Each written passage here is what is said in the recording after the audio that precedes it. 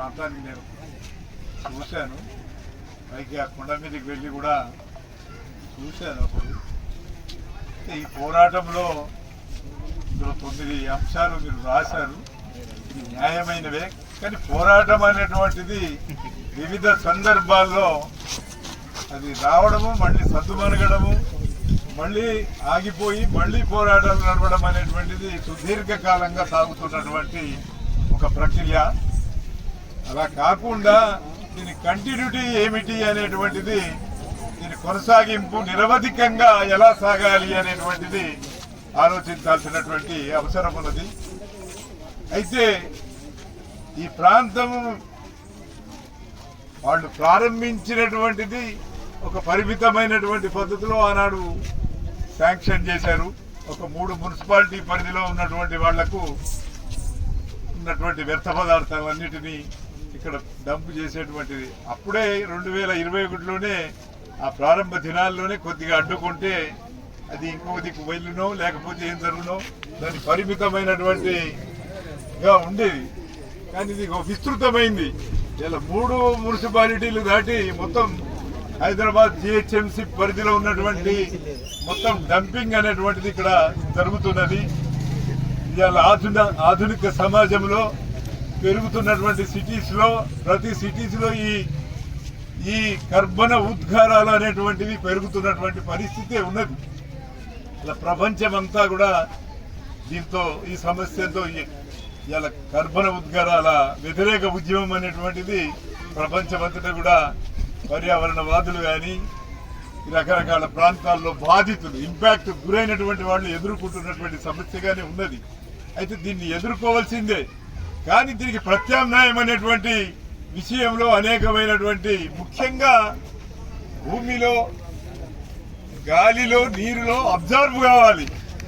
ఈ గాలిలో అబ్జర్వ్ కావడం, నీరులో అబ్జర్వ్ కావడం, మట్టిలో మట్టిగా మారడం అనేటువంటిది సమస్య. ప్లాస్టిక్ అనేటువంటిది ఎప్పుడైతే చారిత్రకంగా, ఒక శాస్త్రీయంగా సమాజంలోకి వచ్చిందో అదే మానవ సమాజానికి ఒక ప్రతిబంధకంగా, అడ్డుగా ముందుకొచ్చినటువంటి అంశంగా మనం చూడాలి. అందుకే ప్లాస్టిక్ వినియోగము అనేటువంటిది ఆగిపోవడం మీద ఆధారపడి ఉన్నది. కానీ ఇవాళ ప్లాస్టిక్ అనేటువంటిది అడుగడుగున మనం వాడుతున్నటువంటి పరిస్థితి ఉన్నది.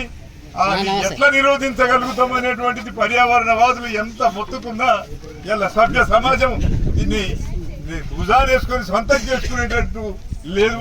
రోజువారీ కార్యక్రమం, అనేక కార్యక్రమాల్లో మనం ఏ ఫంక్షన్స్ అయినా, ఏ కార్యక్రమాలు జరిగినా మన రోజువారీ సాధారణ ప్రక్రియలో ఇవన్నీ వాడుతున్నాం.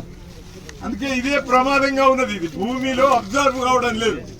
అందుకే గాలి కాలుష్యం, నీరు కాలుష్యం, మట్టి కాలుష్యం, దాంతో పాటు ఈ మిథైన్, ఇటువంటి కెమికల్స్, ఇటువంటి యాంటీ కెమికల్స్ అనేటువంటివి సొసైటీకి ఉపయోగపడకుండా CO2 కర్బన ఉద్గారాలు అనేటువంటివి ఉత్పత్తి చేస్తున్నాయి. కాబట్టి ఇవి ప్రమాదంగా ఉన్నవి.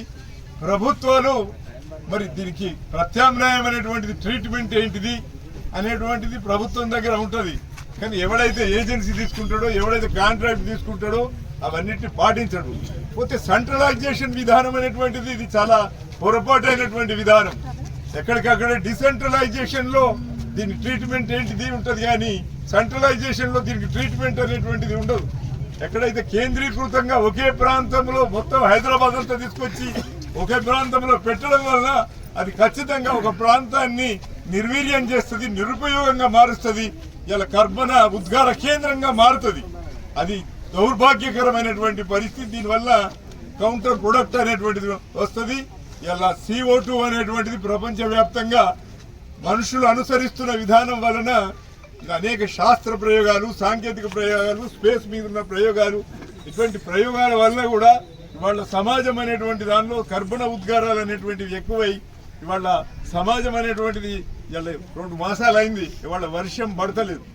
ఎలినినో అనేటువంటిది ఒకటి ప్రత్యేకంగా చర్చిస్తున్నారు.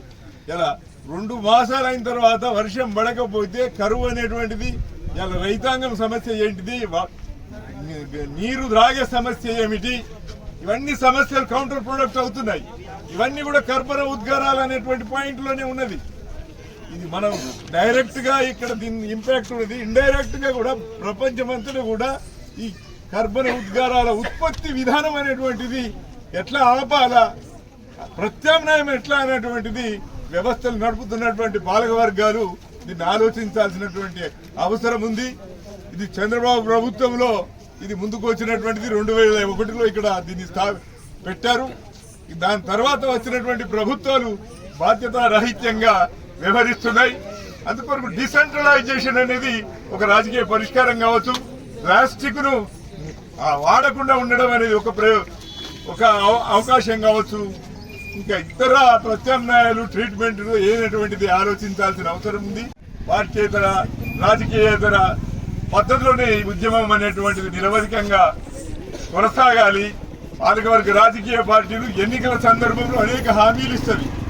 వాళ్ళు ఎన్నికల సందర్భంలో వాళ్ళకు ప్రజల అవసరం, ఓట్ల అవసరం. ఆ సందర్భంలో వచ్చి వాళ్ళ ఇబ్బంది పెట్టేటువంటి పరిస్థితి ఉంటుంది. మరి అప్పుడే మనం ఎందుకు పట్టుకోలేకపోతున్నాం? వాళ్ళ గొంతు నొక్కడం అనేటువంటిది ఎప్పుడు సాధ్యమవుతుంది? ఎన్నికల సందర్భంలో రాజకీయ పార్టీలు వాళ్ళ గొంతు నొక్కడానికి ఒక అవకాశం ఉన్నది. దాంతోపాటు నిరవధికంగా రాజకీయ ఉద్యమం అనేది నడవాల్సిన అవసరం ఉంది. దాంతోపాటు డిసెంట్రలైజేషన్ కోరుతూ ఉద్యమాలు చేయాల్సిన అవసరం ఉంది.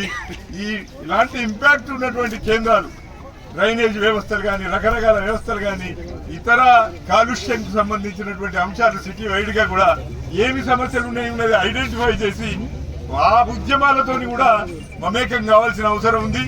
ఇలా మూసీ రివర్ ఫ్రంట్ అనేటువంటి సమస్యతోని మూసీలో ఉన్నటువంటి ప్రాంతంలో ఉన్న వాళ్ళని ఎత్తివేయాలంటుంది. ఇక్కడ కూడా ఎత్తివేయాలనేటువంటి రాజకీయాలు. అక్కడ బ్యూటిఫికేషన్ చర్చ, ఇక్కడనేమో డంపింగ్ యార్డ్ చర్చ. ఇది ఒకదానికొకటి ప్రతికూలమైన చర్చ. వాడికి అందమైనటువంటి మూసీని చేయాలి కాబట్టి, బ్యూటీ చేయాలి కాబట్టి, మురికైనటువంటి ప్రజలందరినీ వేరే ప్రాంతం తీసుకుపోవాలనేటువంటిది ముందుకు తీసుకొస్తున్నటువంటి పరిస్థితి ఉన్నది. ఇవాళ మీరు ఇక్కడ నుంచి ఎత్తివేస్తారు, సరే ఖాళీ చేస్తాం, మరి ఫైనాన్షియల్ డిస్ట్రిక్ట్ లో ఇస్తాడా మనం ప్రశ్నించాలి. లేకపోతే ఫ్యూచర్ సిటీ కొత్త కడుతున్నాడు, అక్కడ ఈ జనానికి అవకాశం ఇస్తాడా? 50 గజాలు ఇస్తాడా? ప్రభుత్వాన్ని, పాలకులను నిలవేయాల్సినటువంటి అవసరం ఉన్నది. అలా నిలవేయగలిగినటువంటి రాజకీయ ఉద్యమంగా మారాలి. మారడానికి సాంఘీభావ ఉద్యమం కూడా బయట ఒక డెమోక్రటిక్ సాంఘీభావ ఉద్యమం కూడా ఇతర రాజకీయ శక్తులందరితో కూడా ఇంటరాక్ట్ అయ్యి సాంఘీభావంగా కూడా కలిసి రావాలని కోరుతూ వాళ్ళకి విజ్ఞప్తి చేయాలి. ఉద్యమం యొక్క లోకల్ లెవెల్ ఉద్యమమే కాకుండా కొద్దిగా పట్టణ స్థాయిలో ఒక మన పోరాట ప్రాంతం, ధర్నా కేంద్రం, మన ఇందిరా పార్క్ సెంటర్ కూడా కేంద్రంగా భవిష్యత్తులో మారాల్సిన అవసరం ఉంది. అవసరమైతే కొంత మిలిటెంట్ ఫామ్ లోకి కూడా మనం వెళ్లాల్సినటువంటి అవసరం ఉంది. అనేకమైనటువంటి శక్తులను కూడా మనం కూడగట్టి ఇది మొత్తం CO2 వ్యతిరేక ఉద్యమంగా మారాలి. ముఖ్యంగా బాబురావు లాంటి వాళ్ళు, వీళ్ళు పర్యావరణవాదులు వాళ్ళు చెప్తున్నటువంటి విషయాల మీద మనం స్పందించాల్సినటువంటి అవసరం ఉంది. అనేక విషయాలు ఉన్నాయి. ఈ గాలి కాలుష్యం, నీరు కాలుష్యం, మట్టి కాలుష్యం అనేటువంటిది మనకు మానవ సమాజానికే ప్రతిబంధకంగా ఉన్నది. ఇవాళ 2 మాసాల నుంచి వర్షం పడకపోవడం కూడా అదే కారణమని భావిస్తూ ఈ పోరాటాన్ని, ఉద్యమాన్ని నిరవధికంగా CPIML న్యూ డెమోక్రసీ పాల్గొంటుంది. దీనికి అన్ని రకాల మద్దతు తెలుపుతూ మీ ఎంట మేముంటాం, మీకు నాయకత్వం వహించేటువంటి శక్తులన్నిటితో కూడా మేము కలిసి పనిచేస్తామని మనవి చేస్తూ అవకాశం ఇచ్చిన మీ అందరికీ ధన్యవాదాలు చెబుతూ ముగిస్తున్నాను.